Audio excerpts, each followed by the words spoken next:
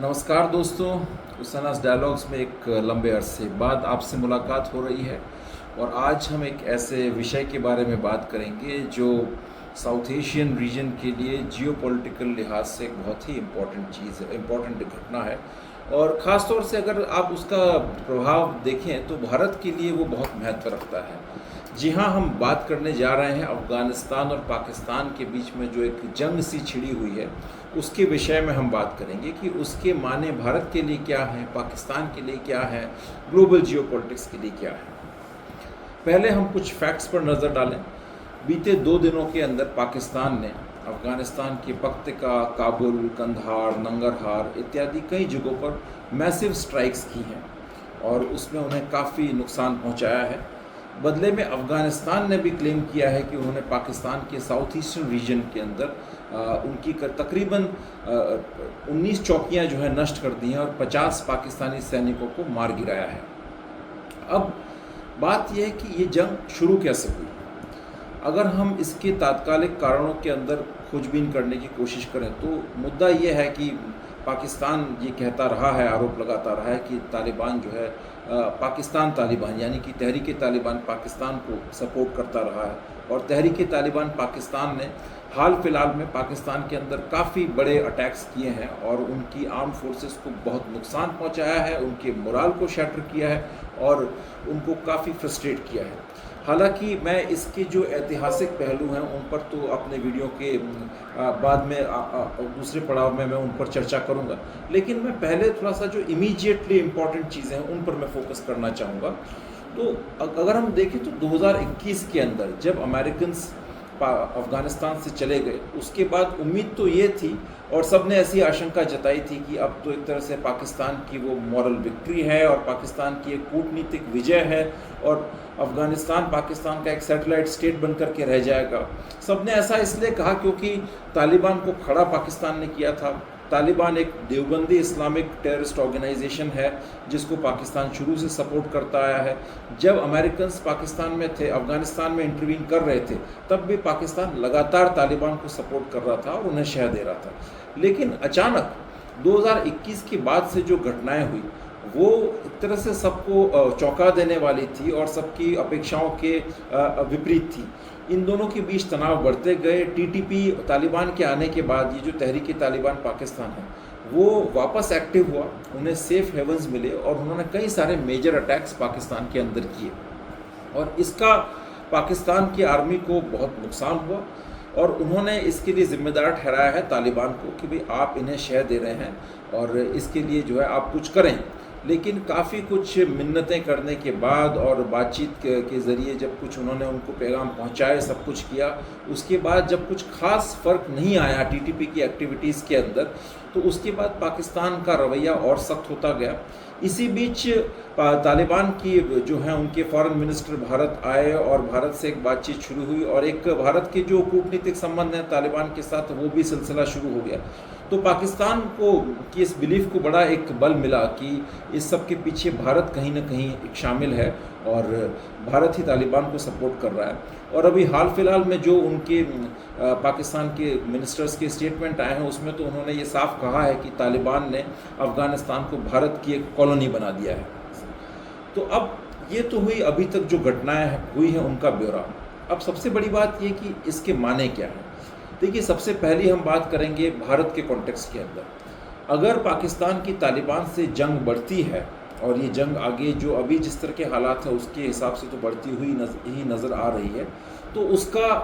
उसके कई व्यापक परिणाम होंगे और ख़ास तौर से भारत को इससे थोड़ा सा बेनिफिट होगा। क्योंकि देखिए, एक तो अगर पाकिस्तान वहाँ पर इन्वॉल्व होगा तो पाकिस्तान कश्मीर के अंदर और भारत के और इंडियन हिंटरलैंड में यानी कि भारत के अन्य प्रदेशों के अंदर जो इस्लामिस्ट और टेररिस्ट एक्टिविटीज़ हैं उस पर वो कम ध्यान दे पाएगा। तो भारत को के लिए एक तरह से कश्मीर में और ओवरऑल देश के अन्य भागों में भी जो जिहादिस्ट एक्टिविटीज़ हैं उस पर प्रेशर रिलीज़ होगा, क्योंकि पाकिस्तान ही भारत में जितनी भी जिहादिस्ट एक्टिविटीज़ हो रही थी उसके अंदर काफ़ी एक तरह से एक नोडल पॉइंट की, एक मेन कोऑर्डिनेटर की, प्रोपेगेंडिस्ट की, प्लानर की, स्ट्रैटेजिस्ट की एक भूमिका निभाता था पाकिस्तान के अंदर। चाहे वो आप उनकी इंटेलिजेंस एजेंसीज़ को ले लें या उनके टेररिस्ट ऑर्गेनाइजेशंस को ले लें, सब लोग एक संयुक्त रूप के साथ ही एक इस पूरे भारतीय क्षेत्र के अंदर जो जिहादिस्ट एक्टिविटीज़ है उनको कोऑर्डिनेट करते थे। तो इससे भारत को राहत मिलेगी कश्मीर के अंदर और भारत के अन्य भागों के अंदर। सेकेंडली, भारत को राहत मिलेगी बांग्लादेश के अंदर भी, क्योंकि हाल फिलहाल में शेख हसीना को जब बांग्लादेश से उसकी तख्ता पलट किया गया, उसके बाद से पाकिस्तान की स्थिति बांग्लादेश में बहुत मजबूत हुई है और पाकिस्तान की इंटेलिजेंस यानी कि ISI ने अपने संबंध जमात इस्लामी नाम के एक कट्टरपंथी संगठन से बहुत मजबूत किए हैं। और जमात इस्लामी ने बांग्लादेश के अभी हाल ही में हुए चुनावों में 77 सीट्स जीती हैं, जो कि एक खतरे की घंटी है भारत के लिए। और उसके अतिरिक्त पाकिस्तान के जो टेररिस्ट ऑर्गेनाइजेशंस हैं, लश्कर और जैश, वो भी बांग्लादेश के अंदर काफ़ी एक्टिव हुए हैं। तो अब पाकिस्तान अगर अफ़गानिस्तान के साथ जंग में इन्वॉल्व होता है, वहाँ पर एंगेज होता है, तो कहीं ना कहीं पाकिस्तान ने इन एक्टिविटीज़ के ऊपर, यानी कि बांग्लादेश फ्रंट के ऊपर, कश्मीर फ्रंट के ऊपर अपने रिसोर्सेज उस तरह से कॉन्सेंट्रेट नहीं कर पाएगा जैसे कि वो पहले करता था। सेकेंड पॉइंट, अफ़गानिस्तान की यूटिलिटी पाकिस्तान के लिए एक टेररिज्म के पॉइंट ऑफ व्यू से भी बहुत महती रही है। चूँकि अफ़गानिस्तान एक सेपरेट कंट्री है, तो पाकिस्तान हमेशा से जो टेरर की जो ट्रेनिंग कैंप्स हैं वो अफ़गान टेरिटरी में चलाता रहा है। उससे पाकिस्तान को एक प्लॉजिबल डिनाइबिलिटी मिलती रही, क्योंकि जब भी ग्लोबल जो टेरर वॉचडॉग्स हैं, चाहे वो UN हो, चाहे वो FATF हो या अन्य देशों का दबाव पाकिस्तान पर बढ़ा है, तो उन्होंने सारे टेरर ट्रेनिंग कैंप्स को अफ़गानिस्तान में शिफ्ट कर दिया और ये कहा कि भाई अफ़गानिस्तान एक स्वतंत्र और संप्रभु राष्ट्र है, हम उस पर अपनी इच्छाएं नहीं थोप सकते। अगर वहाँ पर टेरर ट्रेनिंग कैंप्स चल रहे हैं तो उसका हमसे कोई वास्ता नहीं है। तो वो एक प्लॉजिबल डिनाइबिलिटी का काम करता था, लेकिन पीछे से अगर आप देखें तो अंदर खाने पाकिस्तान ही उन टेरर कैंप्स को संचालित करता था।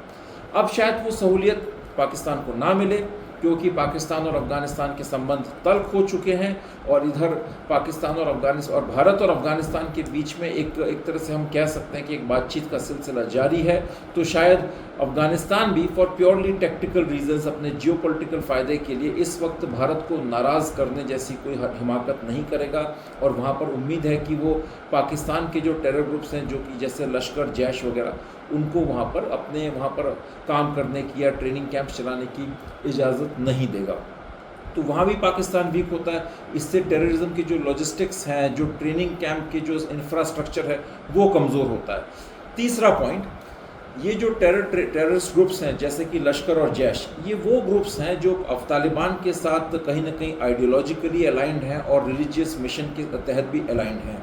तालिबान की जब अमेरिका से जंग हो रही थी, तो लश्कर और जैश के लड़ाकों ने तालिबान के फाइटर्स के साथ मिल करके अमेरिका से जंग लड़ी थी। जैसा कि मैंने अपनी किताब में भी लिखा है, जैश पर जो मेरी किताब है उसमें, कि तालिबान भी देवबंदी आइडियोलॉजी फॉलो करता है और जैश मोहम्मद भी देवबंदी आइडियोलॉजी फॉलो करता है।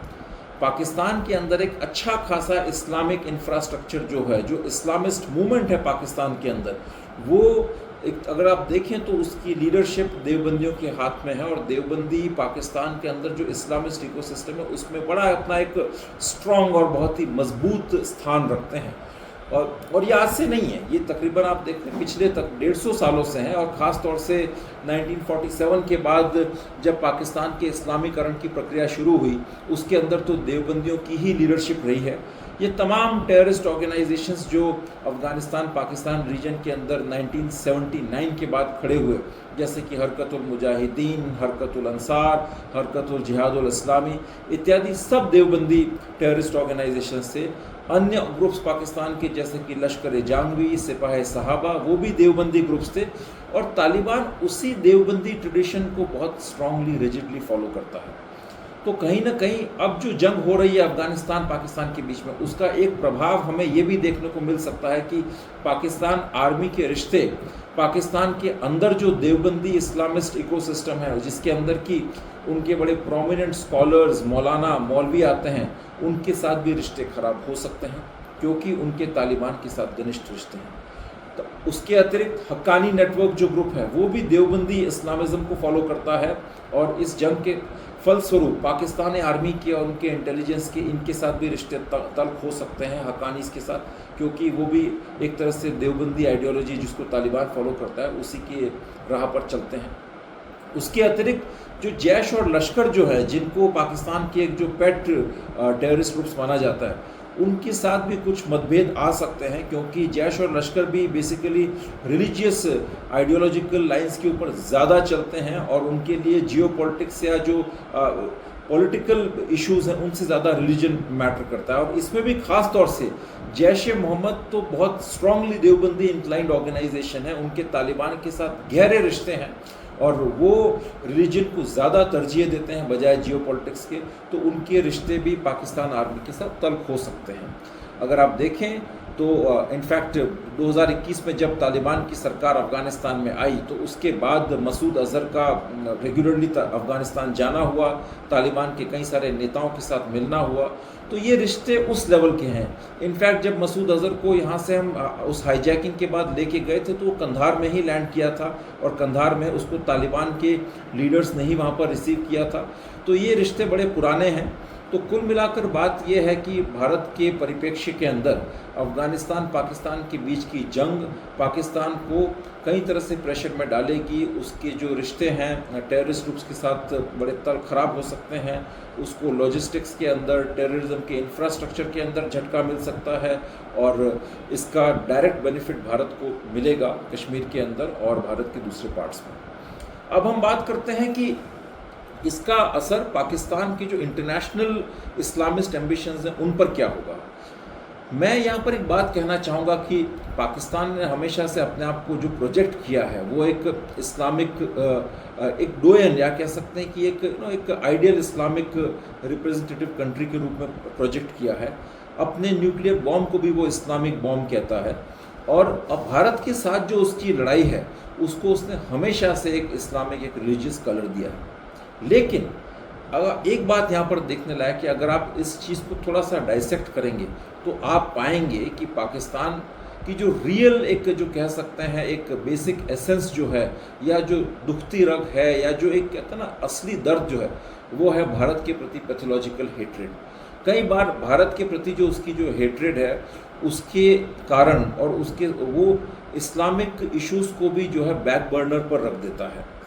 और वो उनके सबकॉन्शियस माइंड के अंदर, मतलब स्ट्रेटेजिक सबकॉन्शियस माइंड के अंदर, उनकी आर्मी की कलेक्टिव साइकोलॉजी के अंदर बहुत ही डीपली एम्बेडेड है इंडिया का फियर, इंडिया के प्रति पैथोलॉजिकल हेट्रेड और ये सारी चीज़ें। और कहीं ना कहीं शायद ये उनको इंटरनली भी सूट करती हैं, बिकॉज जब भी पाकिस्तान जैसे एक तरह से बटे हुए राष्ट्र को, जिसमें एथनिक डिविजन्स हैं, आपकी रिलीजियस फॉल्ट लाइंस हैं, मतलब सेक्टेरियन फॉल्ट लाइंस हैं कई तरह की, और वहाँ पर जब भी पाकिस्तान आर्मी को कंट्री को यूनाइट करना होता है या अपनी लेजिटिमेसी मजबूत करनी होती है तो वो भारत का खौफ दिखाता है। अब चूंकि पाकिस्तान को ये लगने लगा है कि भारत तालिबानियों का सपोर्ट कर रहा है, तो वहाँ पर वापस उसका एक वो इर्रेशनल एंगल सामने आ चुका है, जिसके अंदर वो सारा फोकस अफ़गानिस्तान के ऊपर कर रहा है, अफ़गानिस्तान से जंग लड़ने पर कर रहा है, और उसे शायद लगता है कि कहीं ना कहीं इससे वो कंट्री के अंदर भारत का जो एक खौफ है उसको वापस प्ले अप कर सकता है, और जन समुदाय का जो सपोर्ट है वो अपनी तरफ ले सकता है। तो ये वो सोचता है, लेकिन मेरा ऐसा मानना है कि शायद अगर पाकिस्तान जो है अफ़गानिस्तान के साथ जंग करता रहा तो उससे बहुत कई तरह के नुकसान होंगे उसे। एक तो जो ग्लोबल उम्मा का, जो ग्लोबल जिहाद का जो विचार है और जो उद्देश्य है, उसको ये एक बहुत बड़ा साइकोलॉजिकल झटका है, क्योंकि अगर आप बात करते हैं इस्लामिक सॉलिडारिटी की, इस्लामिक ब्रदरहुड की, तो ऐसे में जब दो इस्लामिक मुल्क ही आपस में जंग करेंगे, वो भी दो सुन्नी इस्लामिक मुल्क जो कि बहुत पहले घनिष्ठ मित्र रहे हैं और ग्लोबल जिहाद का एक्सेस रहे हैं, वो ही आपस में जंग करेंगे, तो कहीं ना कहीं ये एक बहुत ही मोरल शैटरिंग है जो ग्लोबल इस्लामिस्ट इकोसिस्टम है, जो ग्लोबल जिहाद का ऑब्जेक्टिव है उसके लिए। तो रिलीजियस तौर पर डेफिनेटली ये एक बहुत ही पीड़ादायक और बहुत ही चिंताजनक स्थिति है पाकिस्तान के लिए, और इनफैक्ट और भी जो इस्लामिस्ट ऑर्गेनाइजेशंस हैं और इंडिविजुअल्स हैं ग्लोबली उनके लिए। सेकेंडली, अगर पाकिस्तान अपने आप को साउथ एशियन कॉन्फ्लिक्ट्स के अंदर बहुत ज़्यादा इन्वॉल्व कर लेता है तो उसके जो वेस्ट एशिया को लेकर के या जो ग्लोबल इस्लामिस्ट इश्यूज़ हैं उनको लेकर के उसके जो ड्रीम्स हैं शायद उनको फुलफ़िल करने के अंदर बड़ी परेशानी हो सकती है। जैसे कि अभी हमने हाल फिलहाल में देखा कि पाकिस्तान के सऊदी के साथ इन्होंने एक strategic mutual defence agreement sign किया, जिसके बाद ये बातें उठने लगी थी कि पाकिस्तान अपनी जो प्रोफेशनल कॉम्पिटेंट आर्मी है और जो अपना न्यूक्लियर सलाहियत है उसके आधार पर वेस्ट एशिया के अंदर भी एक नेट सिक्योरिटी प्रोवाइडर बन करके एमर्ज हो सकता है। इस बात को कुछ इसलिए भी बल मिला क्योंकि वेस्ट एशिया में भी कई तरह के नई नई चीज़ें देखने को मिली, जिसके अंदर इजराइल का एक बहुत ही रिटेलिएटरी और एग्रेसिव मोड, जिसमें उसने हिजबुल्ला को फिनिश किया, हमास को फिनिश किया, सीरिया के अंदर गवर्नमेंट चेंज हो गई और जो है कतार के अंदर स्ट्राइक्स की। तो उससे कहीं ना कहीं जो सुन्नी अरब स्टेट्स हैं उनको लगा कि अब शायद अमेरिका पर निर्भर नहीं रहा जा सकता, हमें कुछ अपना एक सिक्योरिटी आर्किटेक्चर क्रिएट करना पड़ेगा। इसीलिए पाकिस्तान उस इक्वेशन में पाकिस्तान बहुत अच्छे तरीके से फिट बैठता है, बिकॉज पाकिस्तान एक मिलिट्री पावर तो है ही और पाकिस्तान का इतिहास रहा है कि गल्फ़ में जो अरब मोनार्कीज़ हैं उनको एक मिलिट्री सहायता, अपनी फ़ौज, टेक्निकल असिस्टेंस मुहैया करवाए। तो इसीलिए एग्रीमेंट साइन हुआ, बातें होने लगी कि अरब नेटो बन रहा है। अब चूंकि इस एग्रीमेंट को तुर्की ने भी ज्वाइन कर लिया, कतार के भी लगभग आसार हैं कि इसको ज्वाइन कर ले। तो जब ये चीज़ें होने लगी तो लगा कि शायद पाकिस्तान मिडल ईस्टर्न या वेस्ट एशियन इश्यूज़ के अंदर बहुत मेजर रोल प्ले करेगा। और जब इस अभी हाल फिलहाल के अंदर जैसे ही ईरान और इजराइल अमेरिका के बीच में रिश्ते ख़राब होने लगे और अब नहीं लग रहा है कि शायद एक बड़ा युद्ध हो जाए, तो उस केस में ये संभावना कि और अरब कंट्रीज़ हैं वो अपना कुछ अलायंस फॉर्म करके इजराइल और अमेरिका के बढ़ते कदमों का मुकाबला करें, ये संभावना बनती जा रही है। तो ऐसे में भी पाकिस्तान से काफ़ी उम्मीदें हैं कि अगर इस्लामिक नेटो बनता है तो वो उसका एक महत्वपूर्ण स्तंभ होगा। परंतु यहाँ बात ये कि ये सारे इरादे और ये सारे एम्बिशंस पाकिस्तान के धराशायी हो सकते हैं यदि वो साउथ एशियन कॉन्फ्लिक्ट्स के अंदर बुरी तरह से उलझ गया। अब ये आप भारत की डिप्लोमेसी कहें या पाकिस्तान का दुर्भाग्य कहें, आज पाकिस्तान वही स्थिति फेस कर रहा है जो शायद भारत फेस कर रहा है। हम भारत में हमेशा 2.5 फ्रंट वॉर की बात करते हैं, आज पाकिस्तान भी लगभग उसी स्थिति में आ गया है और 2.5 फ्रंट वॉर फेस कर रहा है। एक तरफ भारत है, एक तरफ अफ़गानिस्तान है और एक तरफ अंदरूनी मसले हैं जैसे कि बलूचों के मसले, उनका जो एक सेपरेटिस्ट मूवमेंट चल रहा है वो बहुत ही इंटेंस और काफ़ी पीड़ादायक हो चुका है पाकिस्तान के लिए। सिंधियों में भी काफ़ी रोष है। तो ये स्थिति पाकिस्तान के लिए भी एक कोई बहुत अच्छी नज़र नहीं आती। तो कुल मिलाकर के ये कहा जा सकता है कि अगर इस स्थिति का बहुत जल्दी कुछ निपटारा नहीं किया गया तो पाकिस्तान के रीजनल पोजीशन बहुत वीक होती है और इंटरनेशनल पोजीशन वीक होती है। एक पहलू, अब लास्ट पहलू मेरे इस प्रेजेंटेशन का ये है कि इसमें जो अन्य कंट्रीज़ हैं उन्होंने मध्यस्थता की काम शुरू कर दिया है, जैसे कि चाइना, सऊदी अरेबिया, तुर्की और यूएन ने भी काफ़ी इसमें कोशिश कर रहे हैं वो मध्यस्थता करने की। तो